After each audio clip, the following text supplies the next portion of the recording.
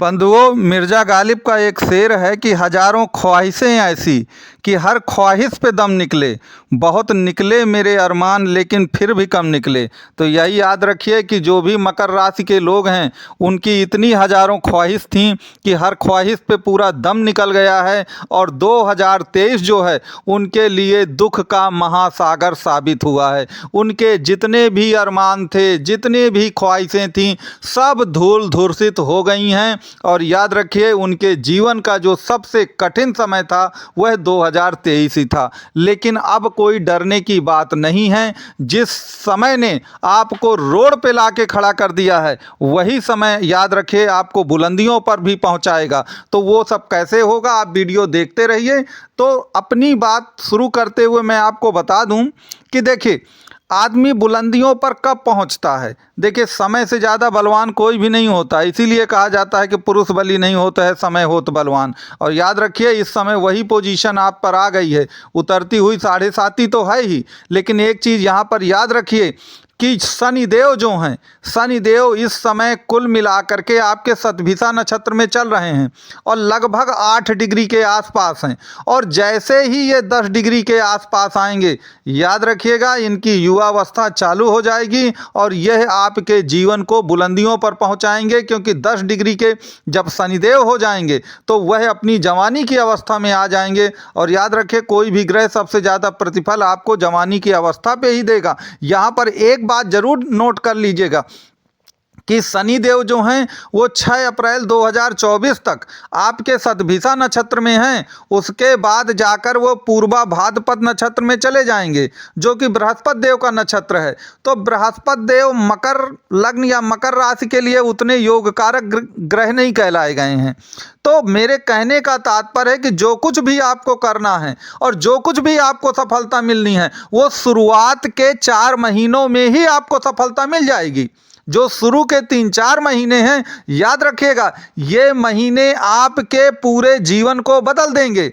2023 का जनवरी, फरवरी, मार्च और 6 अप्रैल, कहने का मतलब कि मोटा मोटी मान लीजिए कि 3 महीने आपके पास हैं जो याद रखिएगा आपकी हर ख्वाहिश को बुलंद करेंगे। और कुल मिलाकर आपकी जितनी भी पुरानी मनोकामनाएं थीं जो पूरी तरह से धूल धूर्षित हो गई थीं और किसी तरह से ऐसा लग रहा था कि वो पूरी नहीं होंगी, तो आपको करना ये है कि 6 अप्रैल 2024 से पहले पहले जो भी आपके बड़े कार्य हैं उनको एक प्राथमिकता के तौर पर पहले कुल मिलाकर के समाप्त करिए और सेकेंडरी वर्क को तब ले जाइए जब 6 अप्रैल के बाद शनिदेव जो हैं पूर्वा भाद्रपद नक्षत्र में चले जाएंगे। तो इस बात को याद रखिएगा कि शतभिषा नक्षत्र जब तक है, चूँकि ये राहु का नक्षत्र है और निश्चित तौर पर जो भी शनिदेव के वो परम मित्र हैं और निश्चित तौर पर राहुदेव और शनिदेव की जो जोड़ी है वो निश्चित तौर पर आपका कायाकल्प करेगी। यहाँ पर एक बात और याद रखिएगा कि राहु आपके तृतीय स्थान पे तो चल ही रहे हैं, लेकिन उसमें जो सबसे अच्छी बात यह है कि राहु शुरू के कुछ महीनों में रेवती नक्षत्र में रहेंगे। राहु कुछ महीनों तक शुरू में रेवती नक्षत्र में रहेंगे और आपको मालूम है कि रेवती नक्षत्र तो बुध का है।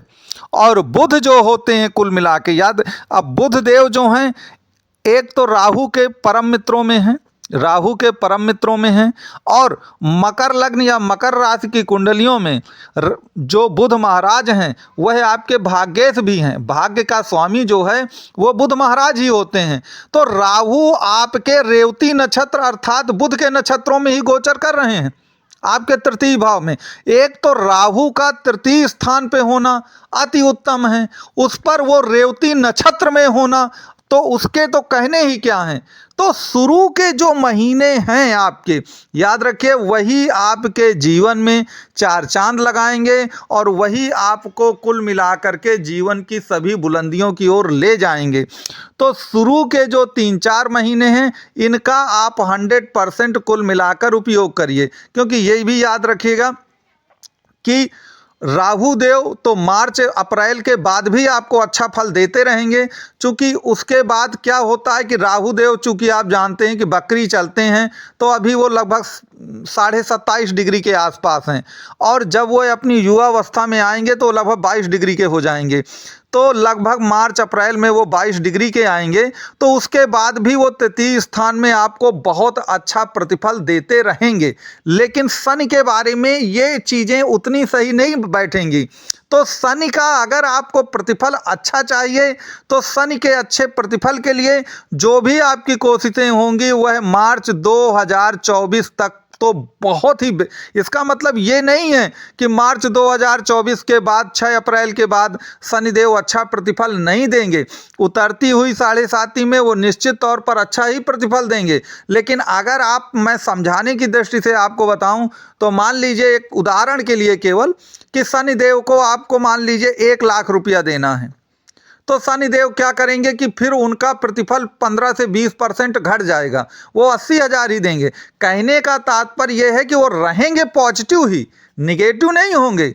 लेकिन याद रखिए वो पॉजिटिवनेस जो है वो थोड़ा सा कम हो जाएगी। इसलिए आपको समय का बिल्कुल ध्यान रखना है कि शनिदेव कुल मिलाकर के जब तक शतभिषा नक्षत्र में हैं तब तक आपके लिए बहुत अच्छे हैं, और जब वह पूर्वा भाद्रपद नक्षत्र अर्थात बृहस्पति के नक्षत्र में चले जाएंगे तब वह कुल मिला के प्रतिफल तो आपको देंगे, लेकिन शायद उतना अच्छा प्रतिफल आपको जीवन में नहीं दे पाएंगे। तो कुल मिला के जो लब्बो-लुआब है वो यही है। और इसमें एक चीज़ और याद रखिएगा कि जो आपका बुधदेव महाराज होते हैं, देखिए बुधदेव शनि के परम मित्रों में हैं। तो राहु बुधदेव जब जब शनि या राहु बुध और शुक्र के नक्षत्रों में रहेंगे तब तब तो आपको बहुत अच्छा प्रतिफल मिलता रहेगा, क्योंकि शनि जो हैं शुक्र के नक्षत्रों में बहुत अच्छा प्रतिफल देते हैं। तो जब वो बुध के नक्षत्र में हो या शुक्र के नक्षत्र में हो, एक मोटा मोटी आप एक प्रकार से ज्योतिष का ये रूल याद रखिएगा कि राहु और शनि के ये 2 परम मित्रों में आते हैं, बुध और शुक्र। तो अगर राहु और शनि कोई भी कभी भी बुध और शनि के नक्षत्रों में आ जाते हैं तो याद रखें आपको अच्छा प्रतिफल मिलेगा ही, इसमें आपको किसी भी तरह का संदेह नहीं होना चाहिए। लेकिन जब ये बृहस्पति या सूर्य या कुल मिला के चंद्रमा के नक्षत्रों में आते हैं तो यह उतना अच्छा प्रतिफल नहीं देते हैं। तो मित्रों, कहने का तात्पर्य यही है कि 2023 में जो हुआ सो हुआ, जो बीत गया उसे बिसार दीजिए। मान लीजिए कि वह एक बुरा स्वप्न की तरह था 2023, उसको अलविदा कहिए और 2024 में एक नया जीवन जीने की कोशिश करिए। और मैं दावे के साथ कहता हूं कि देख लीजिएगा आज शुरू के कुछ महीनों में ही आपकी स्थिति पूरी तरह बदल जाएगी, आपकी स्थिति पूरी तरह बदल जाएगी। शनिदेव और राहुदेव 100% आपका साथ देंगे, क्योंकि राहुदेव रेवती नक्षत्र के कारण अच्छा फल देंगे और शनिदेव शतभिषा नक्षत्र के कारण बहुत अच्छा प्रतिफल आपको देंगे। मित्रों, अगर आपको ये वीडियो पसंद आया हो तो वीडियो को लाइक शेयर सब्सक्राइब करना मत भूलिएगा, क्योंकि आप वीडियो देखते तो पूरा हैं लेकिन लाइक शेयर सब्सक्राइब करने में थोड़ा संकोच करते हैं। तो मित्रों, आपके लिए 2024 जो है पूरी तरह मंगलमय हो, यही मेरी ईश्वर से कामना है। और ज्योतिष से संबंधित आपको कोई भी दिक्कत आए 2024 में तो मेरा ये नंबर दिया गया है, आप इस पर कांटेक्ट जरूर करिएगा। वीडियो देखने कोटि कोटि धन्यवाद।